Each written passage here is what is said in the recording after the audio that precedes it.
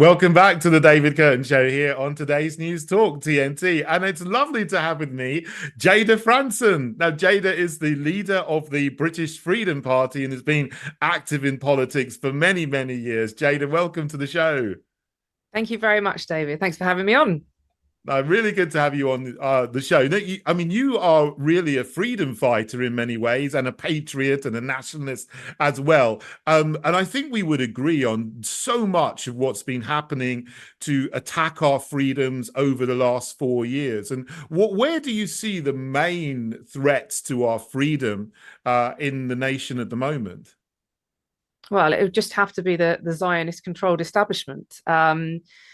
I think what we're seeing really is actually a unity across the spectrum. And we saw this with COVID. COVID was like the trial run. Okay, they were like preparing to implement full-on communism, and so they shut down the pubs, they shut down all the meeting spaces for people, the religious meeting places, and then what you saw were people come together on the street. And I was at many of the freedom rallies, and I expect you were too, and there were tens of thousands of people there from all walks of life, actually. And I produced some literature at the time that we handed out, and in fact, I think one of them there, and we put on there, black or white, left or right, they're coming for us all. This issue of removing everybody's freedoms transcends everything, because when they're gone, we can't argue about anything else, right? So the enemy is definitely the state. 100%. Yeah, you saw that. It was appalling. I saw police do things that I never imagined they would do, coming and charging at people with their batons just who are innocent people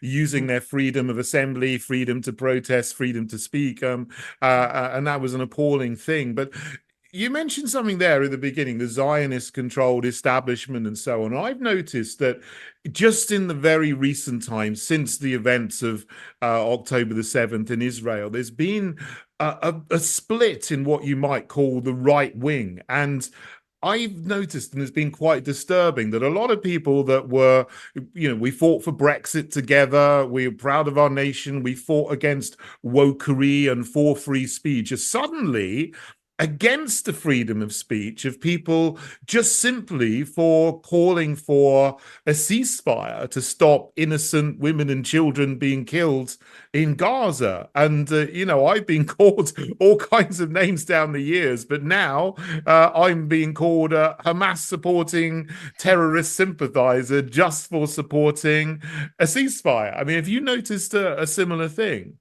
David, they are literally calling me Jihadi Jayda on social media. Wow. It's insane, right? I mean, what a time to be alive. Like, honestly, what a time to be alive when we've seen people, elected officials, having the whip removed, people losing their job because they are calling for a ceasefire. I mean, if you just let that sink in, it's insane.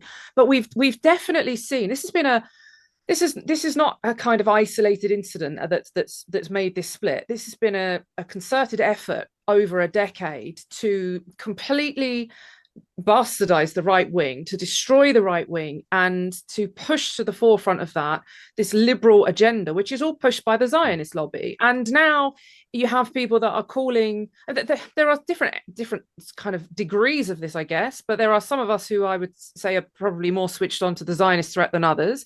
There are other people that are just looking at this plainly and saying there are tens of thousands of innocent people that are being killed. There are 100% of the population of Gaza are food insecure. Over 80% have been displaced. We are witnessing war crimes on almost a daily basis, and we are still hearing these same old sound bites of, human shields. Israel has a right to defend themselves.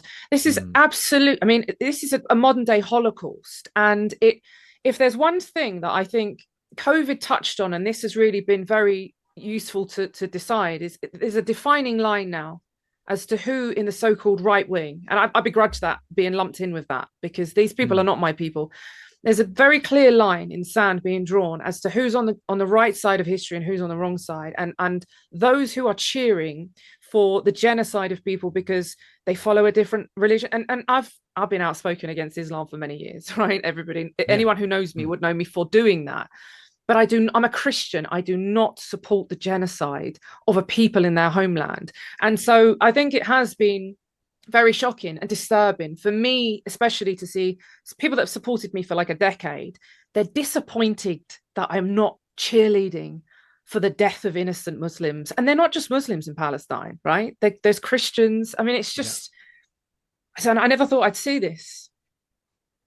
Yeah, look, I totally agree with you. And it's incredible that they're calling you things like jihadi Jayda, because you have been outspoken in speaking about the dangers of, what I would say Islamism, you might say Islam, and mass migration to the country. And that's well known. And, most of us who are on the right wing would be like that and are still talking about the dangers of mass immigration and lots of military age men coming across the channel. But I've had this as well. I've had people say to me, I agree with you on everything else. I love what you're doing, but because you're not 100% pro-Israel, I'm not going to support you anymore. And that has been very disappointing to me as well. I mean, do you have any idea about how this has happened, the kind of manipulation that has been put onto people to get them to think like that?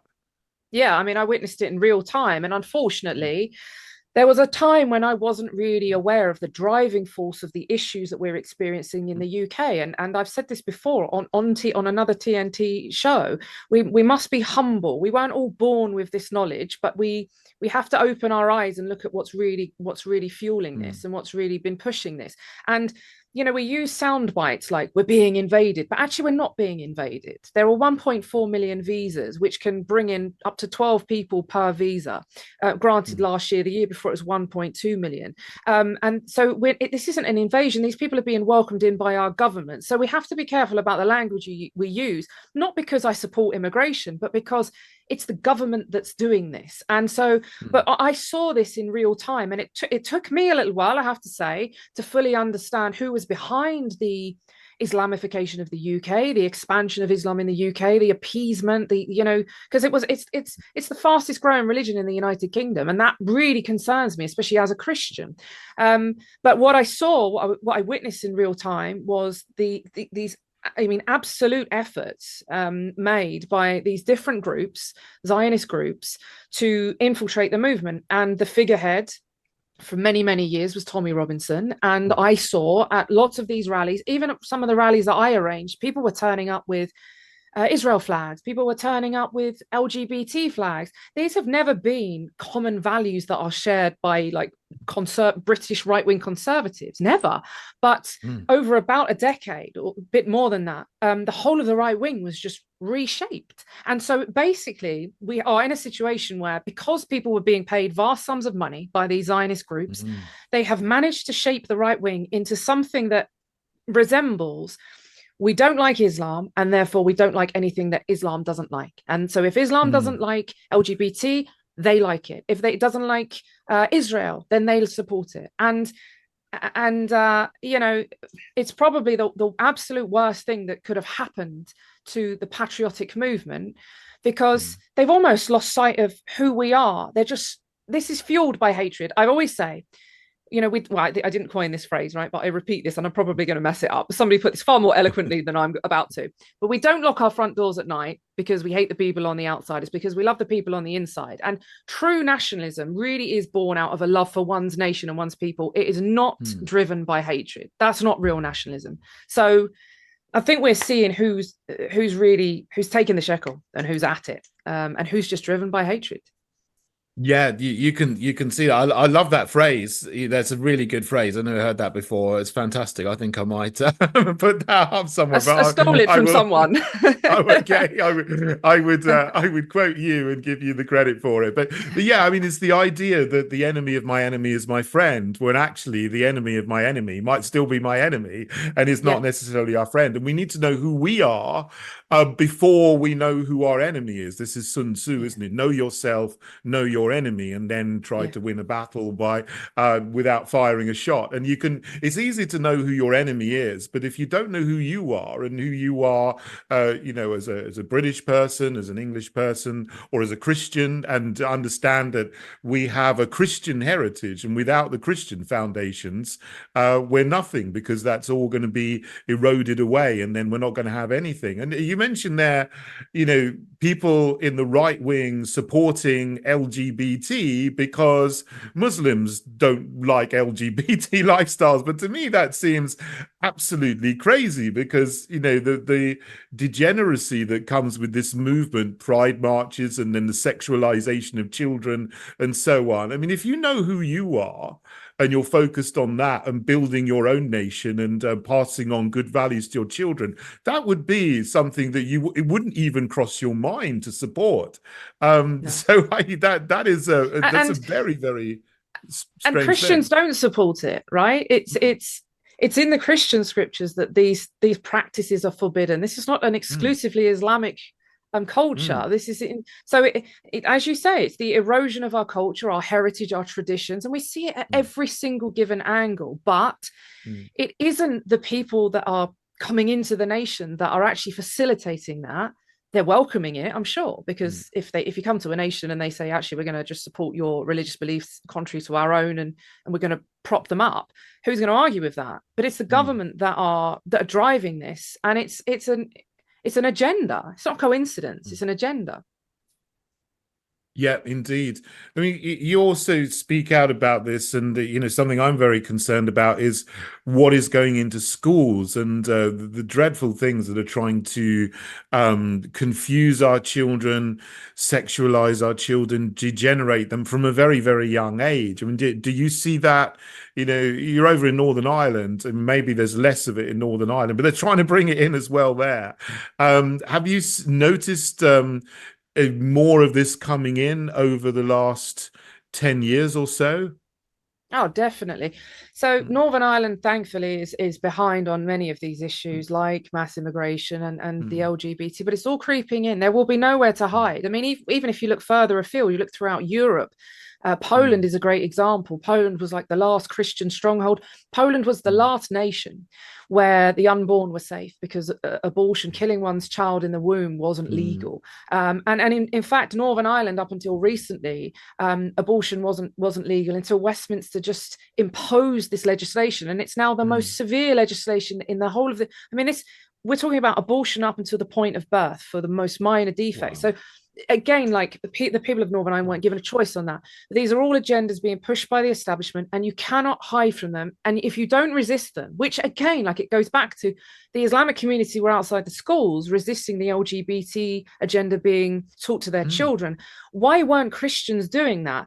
You know, I've been personally demonized by other sort of so-called Christians, like wishy-washy Christians, wow. who say that my tactics are maybe distasteful and going out with a cross is antagonistic. Well, I'm far from likening myself to him, but Jesus was the greatest antagonizer that has ever walked the earth, and we shouldn't be hiding away and denying our Christian faith and our heritage. We should be Mm, absolutely pushing it to the forefront, because if we don't stand by our values, at the moment we have an opportunity, I see, to withstand these agendas, particularly this LGBT stuff in the schools, on the basis of our Christian faith.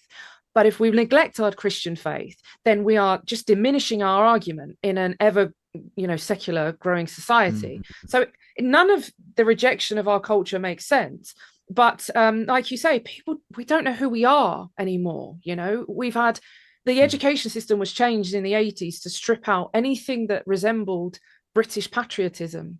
And so I'm probably the last, I missed that. I was born in the 80s. So anyone Mm. thereafter is missing out on who we are. And in the absence of that, people then turn to these bizarre agendas like the trans movement, like Islam. And they start, we've got people kids in school identifying as cats, and there's litter trays to appease this. So the Christians need to do more. I really believe that. Yeah, absolutely. And that's why I'm obviously in politics. I've got the Heritage Party, and we are founded on Christian principles, and we need to bring that back into Parliament and into our local councils as well. I mean, what are you doing at the moment with your party, the British Freedom Party? Are you standing candidates as the elections go along? So the British Freedom Party was actually launched as an advocacy service. My background is Mm, in law. So when the COVID scandemic happened, and then it was all very confusing. There were regulations, legislations, rules. Nobody really mm, knew what was legally binding, and people were being unlawfully fined, harassed. And so I set up this free advocacy service, and I said, I don't care whether you're left wing, right wing, chicken wing, black, white, polka dot, right? If you are being unlawfully harassed by this government, by this new nanny state, then come to me and I'll represent you for free. And I didn't realize how inundated I was going to be. But that very quickly morphed into like a movement, and we created a party. Now, it's not, we haven't registered, we tried to, but the Electoral Commission, usual stuff. But in fact, it turned out that we actually probably didn't need to, because we're very much a protest group. We do contest elections. Sometimes we'll stand, I'll stand as a candidate and we'll use the leaflet drop. Other times we don't stand, we just campaign in the election. And basically what we're doing is we're telling people to just reject the system.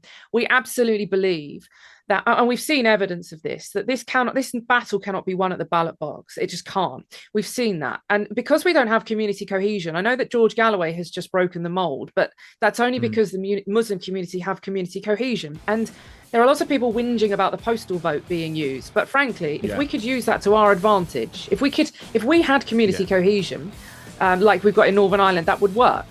So we're just a protest group.